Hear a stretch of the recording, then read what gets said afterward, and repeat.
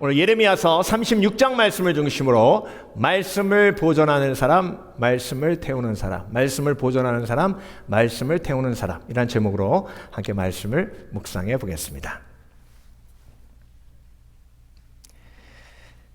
제가 우리 교회에 온 지 3개월 만에 열이 계속 나는데요, 감기도 걸린 줄 알고 괜찮은 줄 알았더니 한 달 동안 열이 사라지질 않아요. 그 이후부터는 병원을 여러 군데 다녔는데요, 원인을 모르는 거예요. 그런데 그때 고려보건소 있었거든요. 거기 가서 의사 선생님을 만났는데 제 폐에 물이 찼대요. 인펙션이래요. 그래서 엑스레이를 보여주시는데 그 폐 밑에 늑막 있는 곳에 시커먼 점이 있더라고요. 근데 그걸 딱 보자마자 어떤 느낌이 드는지 아세요? 그 점을 지워버리고 싶어요. 왜? 그 점 때문에 제가 그렇게 아픈 거잖아요. 그러니까 엑스레이 그 점을 지워버리고 싶고, 그 현실을 제가 거부하고 싶어요. 근데 여러분, 제가 일어나가지고 의사 선생님 밀쳐내고 그 엑스레이에 흰 마커 가지고 쫙 지우고 그 엑스레이를 불태우고 나온다고 해서 제가 그 병에서 고침받는 건 아니잖아요. 그렇죠? 그럼 어떻게 됐겠어요, 제가? 그렇게 만약에 했다면. 전 여기 없어요. 반석반설도 없어요. 끝장났을 거예요. 제가 왜 이 얘기 하냐면요, 오늘 이렇게 어리석은 일을 범한 왕이 있어요. 그 왕이 누구냐면 여호야김이에요. 여호야김. 여호야김이라서 김씨는 아니에요. 그냥 여호야김이에요. 원래 엘리야김이었는데 바로가 쳐들어와가지고 여호아스를 폐위시킨 다음에 그 형인 엘리야김을 왕으로 세우면서 이름도 바꿨어요. 이름 바꾼 이유가 뭐예요? 이제 이 이스라엘은 누구 땅이라는, 누구 소유라는 거예요? 바로 소유라는 거예요.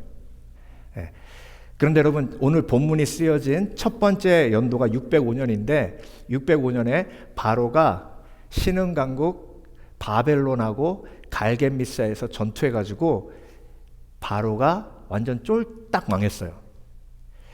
그러니까 애굽이 바벨론에게 패하였으니까 누구도 이제 끝장이에요.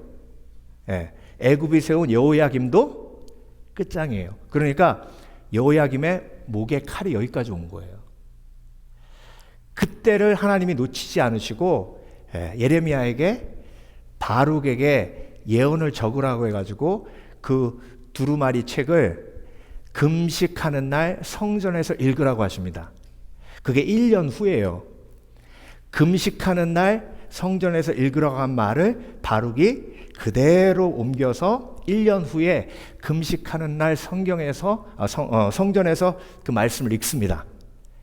근데 미가야가 그 말을 듣고, 바로 미가야가 누구냐면 높은 신하예요. 신하들 다 모여있는 곳에 가가지고 그 얘기를 하니까 그 신하들이 그러면 이 책을 왕의 앞에서 읽자 해가지고 그 두루마리를 가지고 와서 여호야김 앞에서 읽은 겁니다. 하나님이 그 예언을 주신 이유가 뭐예요? 이스라엘을 살리기 위함이에요. 이스라엘을 회개케 하여 바벨론의 손으로부터 뭐 하기 위해서? 구하시기 위해서. 하나님의 경고의 예언은 이루어지지 않는 게 복이에요. 그렇죠?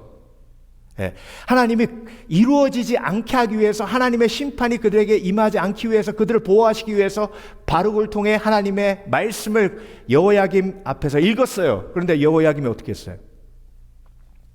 자, 말씀을 볼게요. 23절. 여후디가 서너 쪽을 낭독하면 왕이 면도칼로 그것을 연하여 베어 화롯불에 던져서 두루마리를 모두 태웠더라. 자, 여러분, 그 두루마리를 다 태웠대요. 이게 어떤 행동이냐면 마치 제가 일어나서 시커먼 점이 있는 그 엑스레이를 가져다가 불로 태워버린 거나 마찬가지예요. 그러면 여러분 그 의사가 얼마나 황당하겠어요. 그렇죠? 네. 그러니까 여호야김이 그런 어리석은 일을 한 거예요.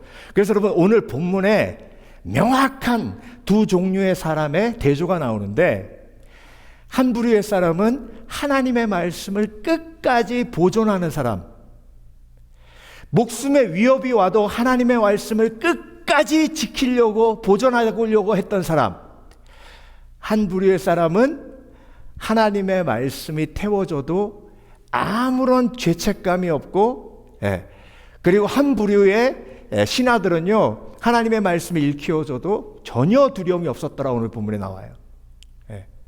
그러니까 여러분 오늘 본문을 통해서 이 두 사람들의 부류를 저와 여러분에게 보여주시면서 도전하시는 거죠. 그렇죠? 저와 여러분을. 도전이 뭐라 그랬죠? 지난주에 깨우는 거라 그랬죠. 그렇죠? 깨우는 거.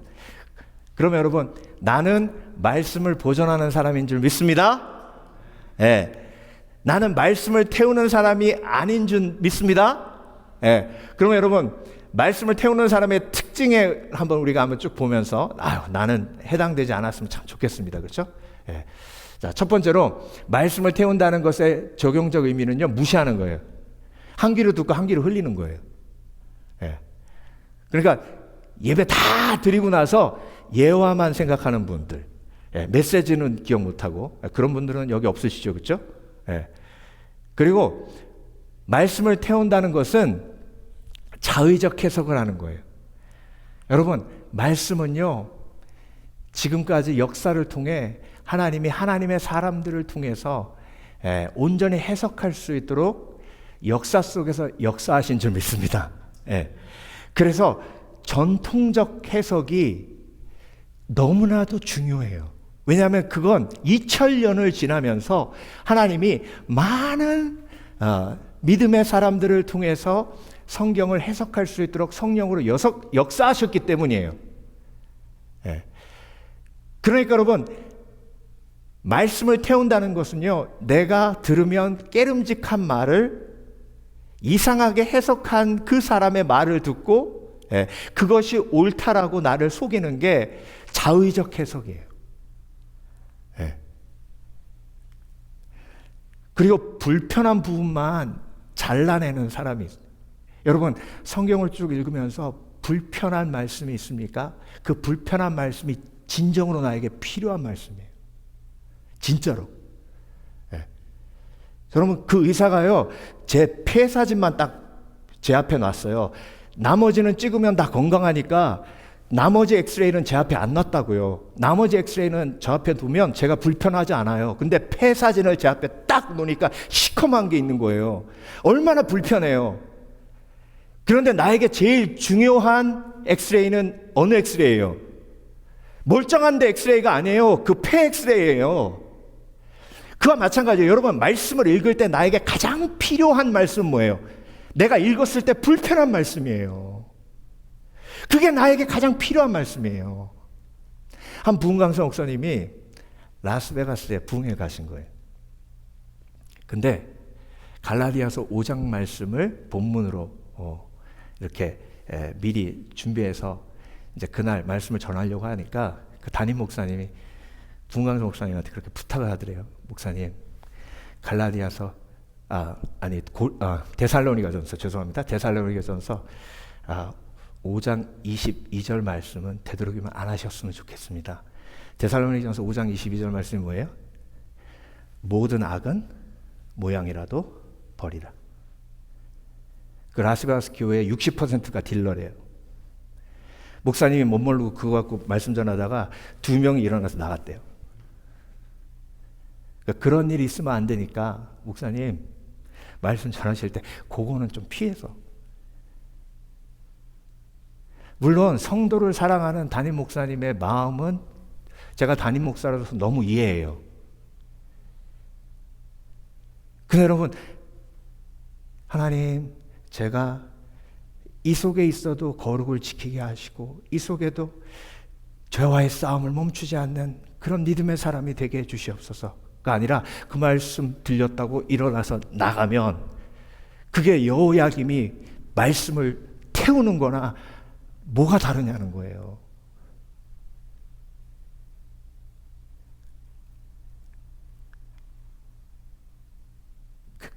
그리고 말씀을 태운다는 건요, 순종을 미루는 거예요.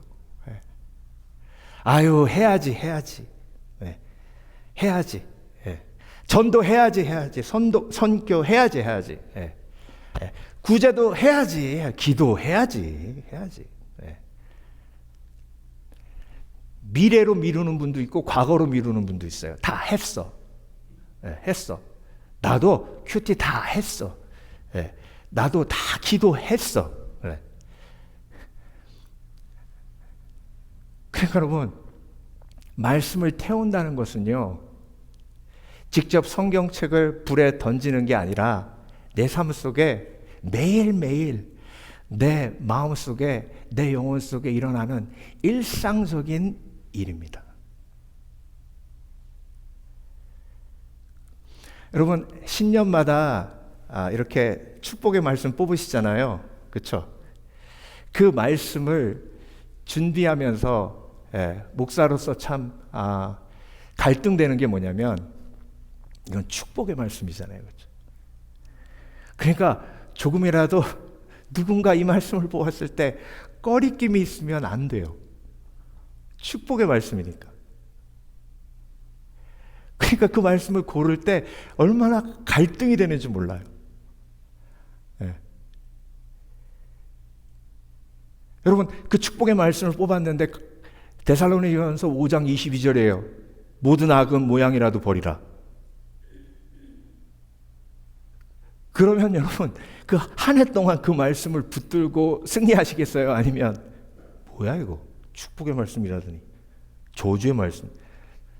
그게 저주의 말씀이에요?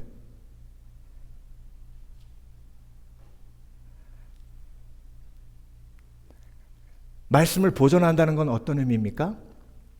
예레미야와 바룩과 그리고 왕에게 직언을 했던 그 신하들의 마음속에 말씀을 보존하는 그 열정을 하나님께 허락해 주셨어요. 말씀을 보존한다는 것은 말씀을 사랑하는 것을 의미합니다. 여러분, 하나님을 사랑하는 건 하나님의 말씀을 사랑하는 거예요.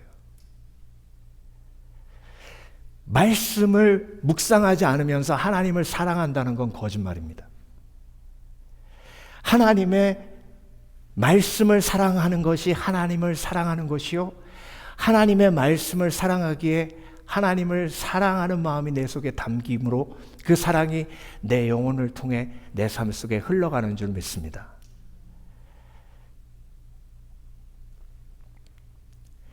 그래서 하나님을 사랑하는 사람은 말씀을 묵상합니다. 묵상한다는 건 소가 여물을 먹고 그늘에 가서 되새김질하는 거예요. 그게 묵상이에요. 하나님께서 주일날 말씀을 주셨으면 그 말씀을 기억하고 일주일 내내 내 삶 속에서 계속 되풀이하며 또 생각하고 또 묵상하는 게 하나님을 사랑하는 사람의 태도입니다. 그렇지 않으면 말씀을 보존하는 사람이 되지 아니하고 말씀을 태우는 사람이 될 수밖에 없어요. 말씀을 삶에 적용하는 사람, 말씀을 그리고 나만 알고 있는 것이 아니라 전하는 사람. 그래서 여러분, 뭔가 형제자매에게 권면하고 싶은 마음이 있으시면 말씀을 암송하세요. 그냥 말씀을 암송하고, 집사님, 권사님 걱정되세요. 아무것도 염려하지 말고 오직 기도와 간구로 너희 구할 것을 감사함으로 하나님께 아뢰라. 그리하면 모든 지각에 뛰어나신 하나님의 평강이 너의 마음과 생각을 지키시리라 하셨잖아요. 우리 함께 기도해요. 이러면 얼마나 깔끔하게 권면이 됩니까? 아이고, 믿음도 없어가지고 집사가 뭐 하는 거야? 이러면요 정말 너무 힘든데 더 힘들어요. 근데 뭔가 한마디를 해주고 싶잖아요. 믿음의 사람이니까. 여러분, 말씀을 보존한다는 것은 말씀을 사랑하고 묵상하고 적용하고 나누는 것을 의미합니다. 여러분, 오늘도 말씀을 보존하는 믿음의 사람 되시길 주의 이름으로 축원합니다. 그리고 말씀을 태우는 어리석은 사람 되지 않기 위해서 날마다 믿음으로 영적 전쟁을 싸우시는 복된 그리스도인 되시길 주의 이름으로 축원합니다. 축원합니다. 자, 그렇다면 오늘 본문을 통해서 말씀을 보존하는 사람이 누리는 세 가지 복이 있어요. 세 가지. 예, 이 복을 함께 묵상하며 우리가 도전받기 원합니다. 말씀을 사모하는 영으로 거듭나길 원합니다. 하나님을 사랑하는 영으로 거듭나길 원합니다. 첫 번째, 말씀을 보존하는 사람은 보존됩니다. 우리가 말씀을 지키는 것 같지만요, 말씀이 우리를 지켜요. 예. 자, 26절. 명령하여 서기관 바룩과 선지자 예레미야를 잡으라 하였으나, 여러분, 이 명령이 누구의 명령이에요? 여호야김 왕의 명령이에요. 이스라엘의 모든 군대를 명령 하나로 움직일 수 있는 왕의 명령이에요. 이 왕의 명령은 어명이라고 부르죠. 너무나도 강력한 명령이에요. 그런데 여러분, 이 명령을 하나님이 이루지 못하도록 하십니다. 그리고 여호와께서 그들을 어떻게 하셨더라? 숨기셨더라. 여러분, 하나님이 보호하셔야 온전한 보호하심인 줄 믿습니다. 예. 하나님의 보호하심은 우리에게 어떻게 임해요? 말씀으로. 말씀으로. 하나님은 저와 여러분을 어떻게 보호하세요? 어떻게 보호하세요? 말씀을 주심으로 보호하세요. 우리는요, 어떻게 생각하냐면, 우리가 교통사고 이렇게 나는 상황 속에서 막 슈퍼맨 같이 하나님이 쫙 날아와가지고 그 차를 막 손으로 딱 막아가지고 팍 들어가지고 피하게 만드는 그런 보호하심을 생각해요. 하나님은 그렇게 저와 여러분을 보호하시지 않아요. 성경을 보세요. 어떻게 보호하세요? 말씀으로 보호하세요. 그래서 고난 속에서, 폭풍 속에서, 아픔 속에서 말씀으로 그 고난을 오히려 복이라고 선포하게 만드세요. 그게 온전한 보호하심인 줄 믿습니다. 그래서 여러분, 말씀을 태운다는 건 내 인생의 가장 온전한 보호막을 내 스스로 깨는 거예요. 그러니까 하나님이 보호하실 수 없는 사람이 있어요. 그 사람이 누구예요? 말씀을 태우는 사람이에요. 여호야김을 하나님이 얼마나 보호하고 싶으셨는지 몰라요. 그런데 말씀을 태워버리니까 보호하실 수가 없잖아요. 네. 여러분, 이 그림을 한번 보세요. 자, 창가에 붉은 줄이 쫙 내려 띄어졌습니다. 누굴까요, 이 사람? 기억나세요? 이 사람 누굴까요? 저 창에 서가지고 밖에 보고 있는 여인. 저 여인이 누굴까요? 라합이에요. 맞아요. 라합. 여러분, 여리고성을 하나님이 멸하시기 전에 정탐꾼들을 보내시고 라합은 정탐꾼들을 믿음으로 보호했죠. 그렇죠? 그리고 정탐꾼들이 떠나면서 하나님의 말씀을 대언합니다. 창가에 붉은 줄을 내리고 가족 모두를 집안에 들이십시오. 뭐라 그랬다고요? 창가에 붉은 줄을 내리고 가족의 모든 가족을 당신의 집안으로 들이십시오. 그리고 이스라엘 백성들이 7바퀴 돌았을 때 여리고성 다 무너졌는데 어디만 안 무너졌어요? 라합의 집만. 자, 하나님이 미리 말씀으로 보호하셨죠. 그렇죠? 근데 아주 간단한 순종이었어요. 빨간 줄을 내리고 가족을 집안으로 모이게 하는 것. 어려운 순종이에요? 쉬운 순종이에요? 쉬운 순종이에요. 자, 붉은 줄을 1200개 내려라. 그러면 순종하다 끝나요. 너무 어려워요. 근데 너무 간단한 순종이잖아요. 저 빨간 줄이 예수 그리스도의 십자가의 보혈을 상징하는 줄 믿습니다. 그래서 하나님이 세상을 이처럼 사랑하사 독생자를 주셨으니 이는 저를 믿는 자마다 멸망치 않고 영생을 얻게 하려 하심이니라. 줄을 내리는 게 믿음이에요. 그게 아무것도 아닌 것 같지만 그게 너무나도 중요한 거예요. 왜? 하나님의 말씀을 태우는 자가 아니라 하나님의 말씀을 지키고 보존하는 자로 믿음의 사람으로 서는 거기 때문에. 근데 하나님이 그 말씀을 언제 주셨어요? 미리 주셨어요. 미리. 그래서 여러분, 말씀을 읽는다는 건 미리 내 영혼의 보호를 하나님 말씀으로 채우는 건 줄 믿습니다. 미리. 그렇죠? 그러니까 10년 후에 일어날 일을 미리 오늘 말씀을 통해 내게 준비하시는 하나님이세요. 그러니까 매일매일 내가 말씀을 묵상한다는 건 미래의 완벽한 준비를 매일매일 쌓아가는 것을 의미합니다. 자, 한 가지 그림 더 보여드릴게요. 누구예요?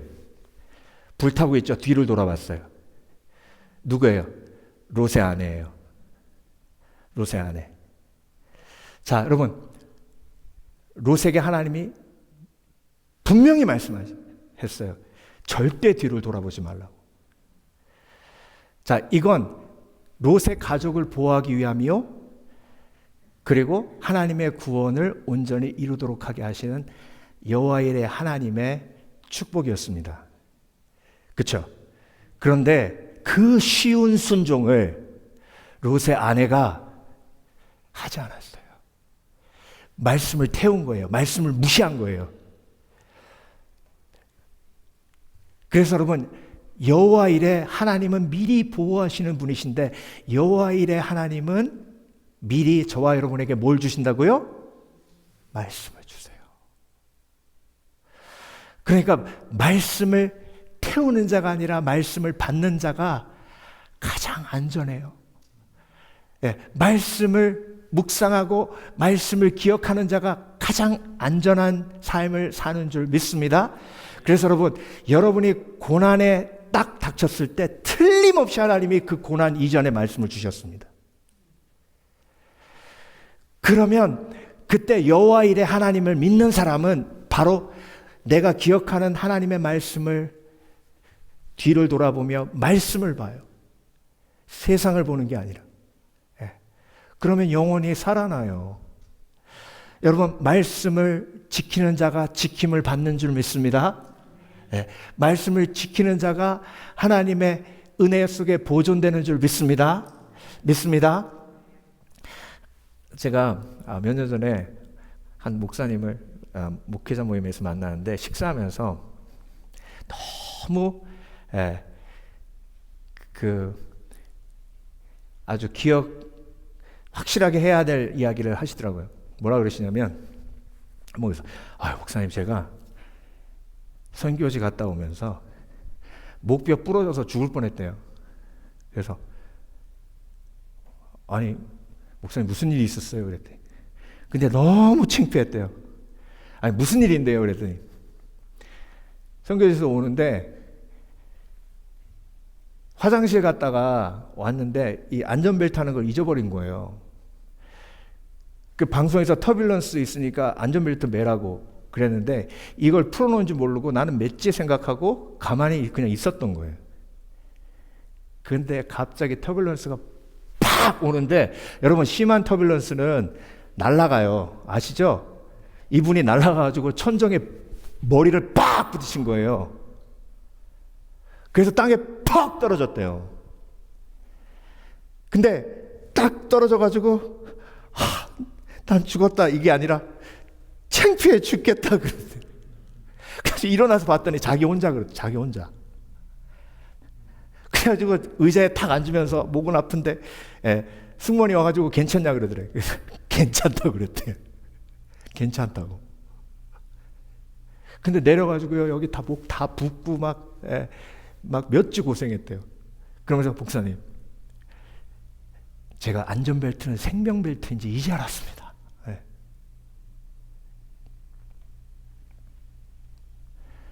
여러분, 사고 없어도 안전벨트를 매잖아요. 그게 큐티예요. 매일 큐티하는 거. 아이, 뭐 큐티 하나하나는 뭐 똑같네. 아니에요. 그 큐티가 다 쌓여서 터뷸런스 일어났을 때 나를 팍 붙들어 주는 거예요. 예. 그 목사님이 얼마나 창피했겠어요. 목사인데 다, 예. 그 중에 목사님 또 있었을지 모르겠지만, 목사인데 그 벨트매라는 사인에 순종 안 해가지고 그 목뼈 부러질 뻔한 게 얼마나 창피한 거예요.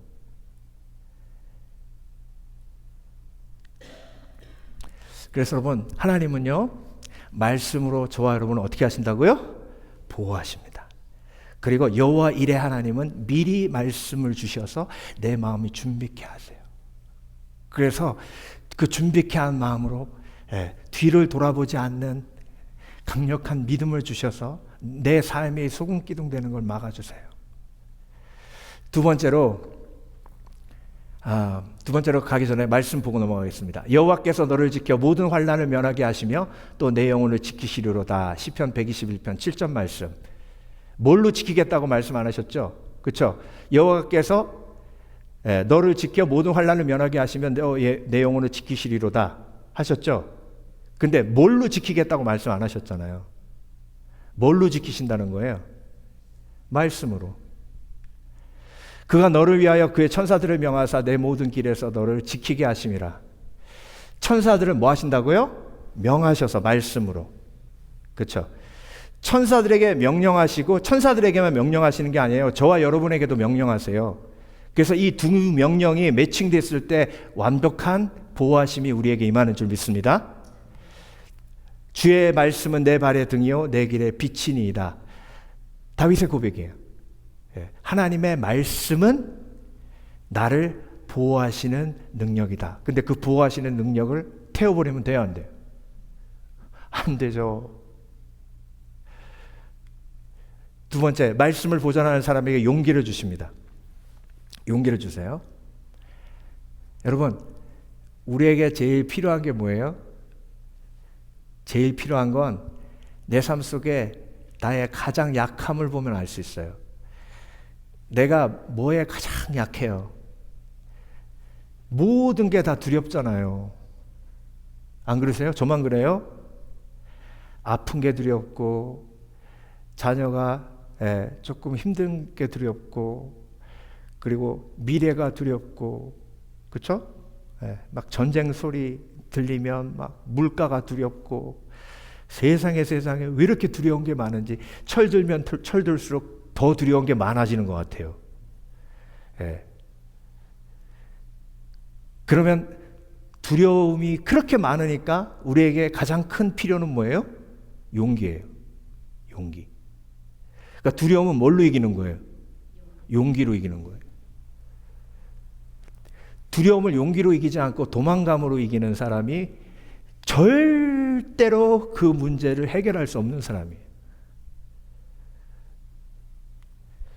16절 보겠습니다. 그들이 그 모든 말씀을 듣고 놀라 서로 보며 바룩에게 이르되 우리가 이 모든 말을 왕에게 아뢰리라. 영어로 놀랐다는 말이 NIV 번역으로는 in fear, 이 말씀을 듣고 두려워하여 서로 보며 이렇게 나옵니다.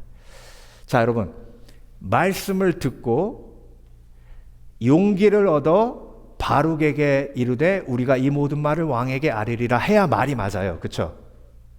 그렇죠? 근데 말씀을 듣고 두려워하여 서로 보며 이 모든 말을 왕에게 아뢰리라 했어요. 그러니까 말씀을 듣고 왕이 두려워진 게 아니라 말씀을 듣고 누가 두려워진 거예요? 하나님이 두려워지니까 왕이 무서워요, 안 무서워요? 이 말했다가 왕이 죽일 수도 있어요, 이 신하들. 그렇죠? 근데 하나님의 말씀을 들으니까 사람을 두려워하는 게 아니라 하나님을 두려워하잖아요. 하나님을 두려워하니까 사람에 대한 두려움이 사라지죠. 성경에서 말씀하시는 진정한 용기는 하나님을 향한 두려움이에요. 하나님을 향한 두려움이란 하나님을 사랑하는 마음으로부터 와요. 여러분, 사랑이 깊으면 그 사람을 통해 두려워합니다. 그렇죠? 내가 참 사랑하는 내 아내가 아픈 게 두려워요. 내 사랑하는 아내가 나 때문에 걱정하는 게 두려워요. 실망하는 게 두려워요. 내가 참 사랑하는 성도들이 고난을 겪는 게 두려워요. 다치는 게 두려워요. 힘들어하는 게 두려워요. 낙심하는 게 두려워요. 예. 그러니까 사랑하니까 그런 거예요. 예. 여러분, 하나님을 사랑하면 하나님이 노하시는 게 두렵고 하나님이 실망하시는 게 두렵고, 예. 하나님이 아파하시는 게 두려워요. 그때 하나님이 나에게 용기를 주세요. 사람을 두려워하지 않는 용기를 주세요. 19절, 이에 고관들이 바룩에게 이르되 너는 가서 예레미야와 함께 숨고 너희가 있는 곳을 사람에게 알리지 말라 하니라.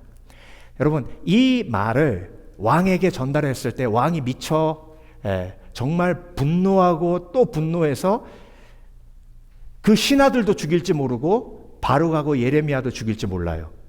알고 있었죠? 그런데 누구는 살려요? 바룩하고 예레미야는 살려요. 마지막 이스라엘의 소망이에요.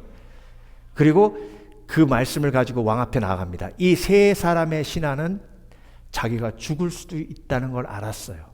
근데 이 용기가 어디서부터 왔어요? 하나님의 말씀을 들으니. 여러분, 내가 순간순간 너무 두려운 건 용기가 부족해서요.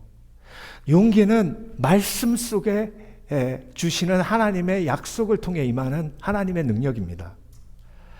여러분, 아무리 도망가도 그 문제는 계속 나를 쫓아와요. 25절, 엘라단과 들라야와 그마랴가 왕께 두루마리를 불사르지 말도록 아뢰어도 왕이 듣지 아니하였으며, 이 용기가 어디서부터 왔냐고요. 그래서 여러분, 우리가 두려움이 몰려오면 어떻게 하는지 내 자신을 돌아볼 필요가 있습니다. 여러분, 두려움이 몰려오면 일단 인간은 짜증냅니다.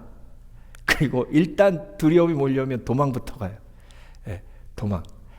그리고 두려움이 몰려오면 도망가지 못하는 상황이면 통제하려고 그래요.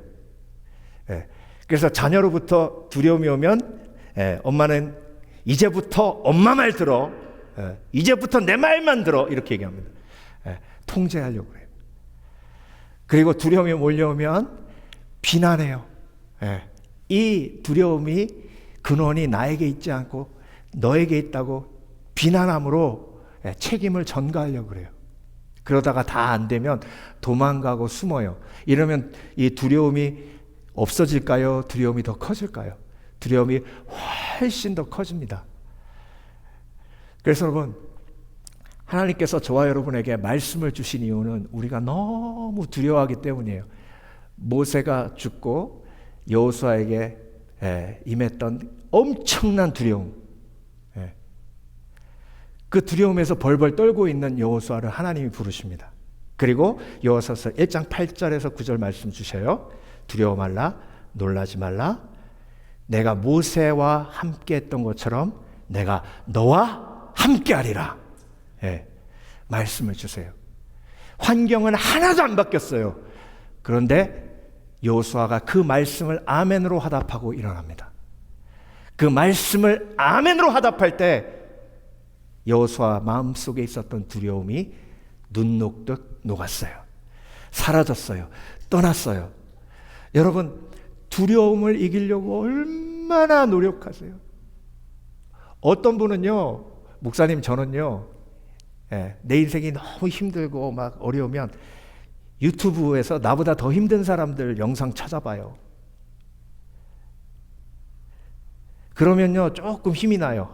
병원에 입원한 사람들, 뭐 사업에 망해가지고 도망다니는 사람들, 또 뭐 강원랜드에서 그 노름에 빠져가지고 재산 탕진한 사람들, 그런 사람들 보면 아유, 뭐 내 문제는 아무것도 아니네, 이런 생각 들어요.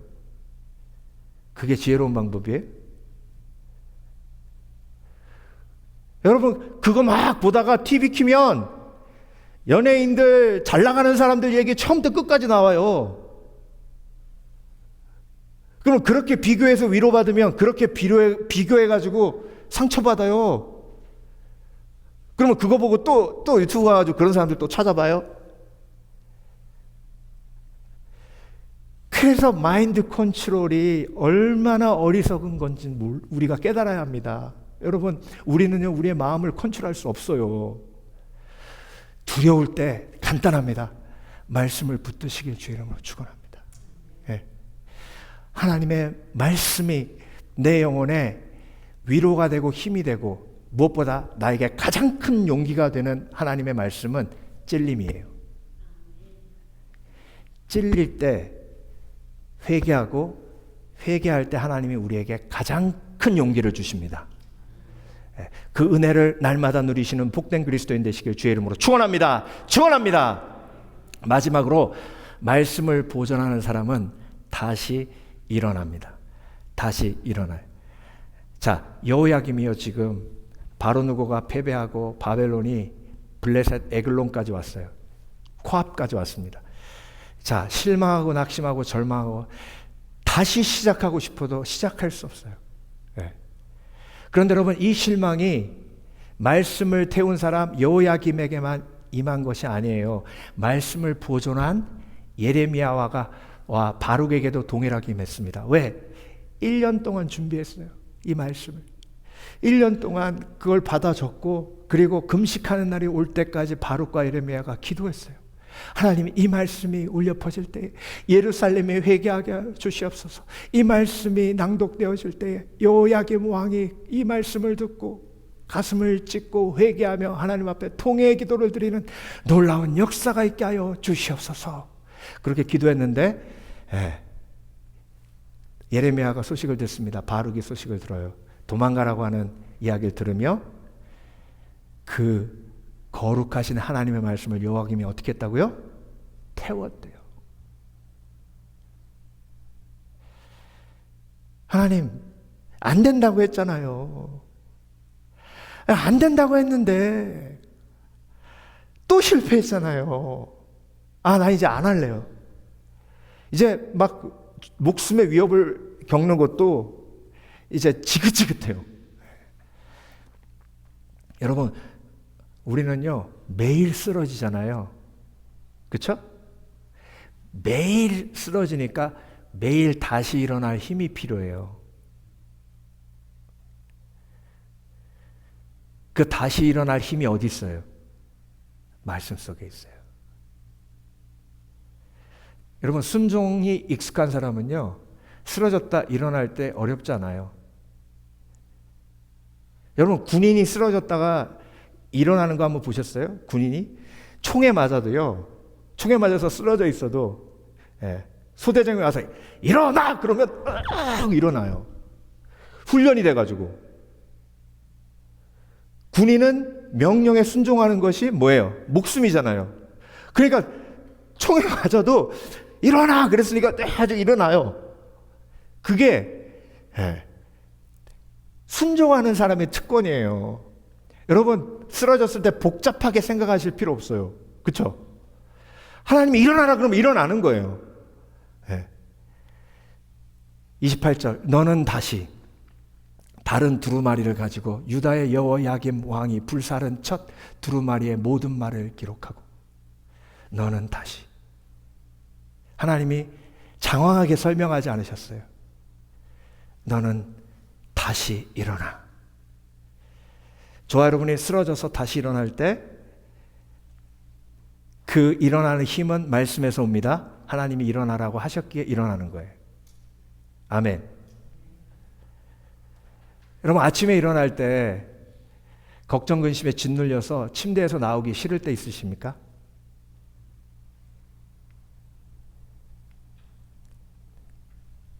이 그림 한번 보세요.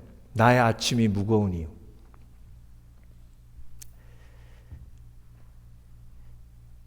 짐이 가득해요. 아침에 일어났는데 절망과 좌절, 이전의 실패가 다 나를 짓누르고, 자기 비난이, 나는 왜 그랬을까? 그리고 그뿐이 아니라 두려움도 함께 쫙 밀려오고, 과거의 무게가 막 내 마음과 영혼을 짓눌러요. 새롭게 하루를 시작해야 되는데 이 짐 때문에 너무 고통스럽고 힘들어서 새로운 하루를 시작할 수가 없어요. 그럴 때 우리가 쓰는 방법이 뭐냐면 대충 살아요. 대충. 그러니까 이 짐을 메고 대충 사는 거예요. 자, 그 체인이 있죠? 쇠사슬이 있죠? 저 쇠사슬을 끊으러 누가 오신 거예요? 예수 그리스도께서. 눌린 자, 포로된 자, 억눌린 자를 자유케 하러 이 땅에 오신 줄 믿습니다. 그래서 여러분, 십자가의 은혜는 새롭게 시작하게 하시는 은혜예요. 그 은혜가 저와 여러분에게 매일 아침 임하고 있는 줄 믿습니다. 그 은혜를 매일 아침 누리시는 복된 그리스도인 되시길 주의 이름으로 축원합니다. 그 은혜를 매일 누리기 위해서 말씀을 여는 거예요. 말씀을 묵상하는 거예요. 예. 다윗이 이런 상황이었어요. 사울에게 쫓길 때 아침에 일어나면 어떤 생각이 들었겠어요, 다윗이? 일어나면 뭐하나? 사울이 3,000명의 군사를 이끌고 나를 죽이려고 하는데 일어나서 돌아다니면 돌아다닐수록 더 위험하잖아요. 먹으면 뭐예요? 화살 한번 맞으면 죽는 거. 근데 여러분, 다윗의 고백을 볼게요. 시편 17편 8절에서 9절. 나를 눈동자같이 지키시고 주의 날개 그늘 아래 감추사 나를 압제하는 악인과 나를 에워싼 극한 원수에게서 벗어나게 하소서. 그리고 나는 의로운 중에 주의 얼굴을 보리니 깰 때에 주의 형상으로 만족하리이다. 깬다는 건 뭐예요? 아침에 깰 때. 아침에 깰 때에 날마다 새롭게 하시는 하나님의 능력을 내가 말씀을 붙들며 체험하고 경험할 때에 나를 새롭게 하시는 하나님의 은혜가 오늘도 내 삶을 다시 일어나게 하시는 줄 믿습니다. 그래서 여러분, 그리스도인내는 하루예요. 하루. 아침에 깰 때에 하루를 견딜 수 있는 힘을 말씀으로 주시기 때문에 하루만 견디면 돼요. 그 하루를 견디게 하는 힘이 그 하루에 묵상하는 말씀을 통해서 우리에게 임하는 줄 믿습니다. 믿습니다. 그런데 아침에 깰 때에 말씀을 보존하는 자가 되지 아니하고 말씀을 태우는 자가 되면 내 삶을 새롭게 시작하시는 하나님의 능력을 내 삶으로 끌어당길 수가 없어요. 근데 하나님이 너무나 안타까워하시는 거잖아요. 여러분, 이사야도요, 날마다 실망하고 낙심했습니다. 왜? 이사야서 6장 보면 하나님이 이사야를 부르시고 보내실 때 뭐라 그러셨어요? 네가 전하는 말을 이스라엘 백성들이 듣지 않을 것이다. 듣지 않아도 전해라. 그러니까 가서 말씀 전하게만 하면 계속 실망하는 거예요. 계속 낙심하고 쓰러지고 넘어지는 거예요. 그러면 여러분, 매일 하나님이 일으키시는 은혜가 필요한 거잖아요. 그래서 이사야서 50장 4절, 주 여호와께서 나에게 한 말을 가르치셔서 피곤한 자를 격려하고 도와줄 수 있게 하시며 아침마다 나를 깨우치셔서 그의 가르치심을 알아듣게 하시는구나. 이 힘으로 이사야가 쓰러져도 또 일어나고 쓰러져도 또 일어나고 쓰러져도 또 일어난 거예요. 그래서 여러분, 말씀을 보존하는 자에게 주시는 하나님의 엄청난 이 특권의 축복을 절대 놓치지 마시고 하나님의 은혜를 마음속에 마음껏 누리시는 복된 그리스도인 되시길 주의 이름으로 축원합니다. 축원합니다. 자, 오늘 마지막으로 내 인생을 너무나도 다시 시작하고 싶은, 내 인생을 너무나도 리셋하고 싶었던 두 사람 이야기를 하면서 오늘 오늘 말씀을 마치려고 합니다. 여러분, 정말 너무 인생을 다시 시작하고 싶은데 인생을 다시 시작할 수 없을 때가 우리 인생에 있잖아요. 그렇죠? 예. 그런데 이 두 사람은요, 너무나 인생을 다시 하고 싶었지만 절대 다시 할 수 없는 상황이었어요. 그냥 실패한 인생, 그냥 저주받은 인생으로 끝날 인생이었어요. 그 두 사람이 누구냐면 예수님과 십자가에 못 박히며 오른쪽 왼쪽에 못 박혔던 사람이에요. 여러분, 그 두 강도가 죽으면서 무슨 생각했겠어요? 내 인생이 왜 이렇게 됐을까? 내 인생을 다시 시작할 수는 없을까? 내 인생은 끝났다 이제. 다 망쳤다. 다 글렀다. 예. 끝장이다. 아, 불쌍한 인생이요. 근데 한 강도는 예수님 보면서 뭐라 그랬어요? 네가 그리스도라며. 그럼 한번 너도 구원하고 우리도 한번 구원해봐. 그러니까 그 옆에 있는 강도가 우리는 마땅히 받아야 할 죄를 받지만 저는 죄가 없도다. 예수시여, 예수께서 이 나라를 회복하실 때 나를 기억하여 주시옵소서. 미래에 대한 이야기죠. 그렇죠? 그때 예수님께서 뭐라고 하셨어요? 오늘. 뭐라고 하셨다고요? 오늘 내가 나와 함께 낙원에 있으리라. 자, 절망이었어요. 인생 끝. 다시 시작할 수 없어요. 어떻게 십자가 못 박혀 죽으면서 인생을 다시 시작해요? 끝이죠. 그렇죠? 근데 끝이었어요? 아니었어요? 아니었어요. 예수님이 오늘 다시 시작할 수 있대요. 오늘. 예수님을 믿으니까. 근데 여러분, 너무 안타까운 건 뭔지 아세요? 사탕을 줘도요, 옆에 있는 애가, 얘가 사탕 받으면 옆에 앉았다가 나도요 그래요. 그렇죠? 근데 이 강도가 내가 오늘 나와 함께 낙원에 있으리라 했잖아요. 그럼 뭐라 그래야 돼요? 저도요 그래야죠. 그랬어요, 안 그랬어요? 아이고 아파라. 얼마나 답답하면. 이게 하나님의 마음이에요. 그쵸? 이게 말씀을 태운 자의 최후예요. 그러니까 여러분, 말씀이 나를 불편하게 해도 말씀 태우면 돼요, 안 돼요? 절대로. 특별히 불편하게 하는 말씀일수록 가장 나에게 필요한 말씀이에요. 그래서 여러분, 오늘 우리가 결단합니다. 예수 그리스도의 십자가의 은혜가 나에게 임하는 가장 중요한 삶의 태도는 말씀을 보존하는 태도입니다.